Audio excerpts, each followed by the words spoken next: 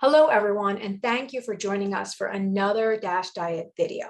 My name is Shannon, and I'm a registered diet technician and chef. Let's get started.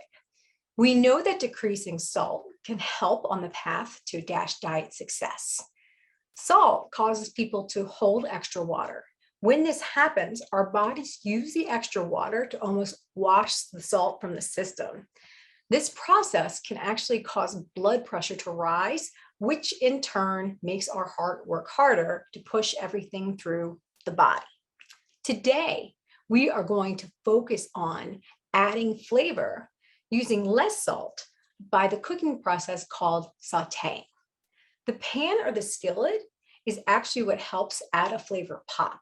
By using a pan, it gives us the ability to thoroughly toss or mix in flavors. This action ensures that everything will be coated with flavor.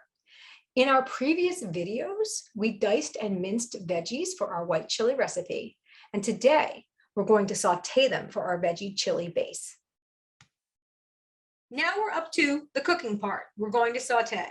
I'm using this rondeau shaped pot, and that's because we're making a chili and we need a lot of space and we need a lot of depth. I have an electric range, so I picked obviously the largest burner that I could put the pan on so that it fits. And with electric ranges, you do have to turn them up high to make sure that everything is heated, but it does cook super evenly. You want to make sure when you're going to saute anything that your pan is hot before you put your food in. And the way to test that is actually you can just take a little bit of water and throw it in. If you hear it sizzle like I just did, it means it's ready. I'm going to say it's about 2 to 3 minutes to get it hot. We're going to throw in some olive oil, probably about a tablespoon, enough to coat the bottom. And there, even some of the water, you can almost hear it. You can kind of tilt it around, should run smoothly. And the first thing I'm going to put in are going to be our diced onions. And go right in like that. Okay. And it should sizzle. That's what we want it to do. Now comes our peppers.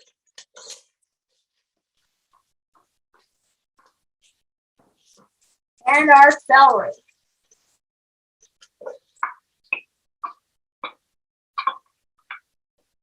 Next comes the tomatillos. I'll stir that around a bit. We'll add in our garlic.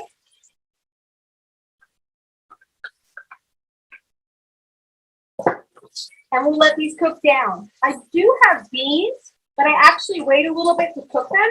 You can really smell the garlic and the onions and the pepper in the air. And what we're going to do is make sure that they get cooked down. It's a process called sweating. And that they get a little bit of brown to them. So that will add more flavor because of the caramelization and make them soft for our chili. So I'm going to say maybe 4-minute test pass. And again, it's at a pretty high heat and I'm moving it around. You want enough space to do that. You want enough room so you can mix it thoroughly. And at this point, we can probably safely add in our white beans. It's actually starting to look like a chili without the meat, obviously, but it's starting to. We'll kind of mix that about.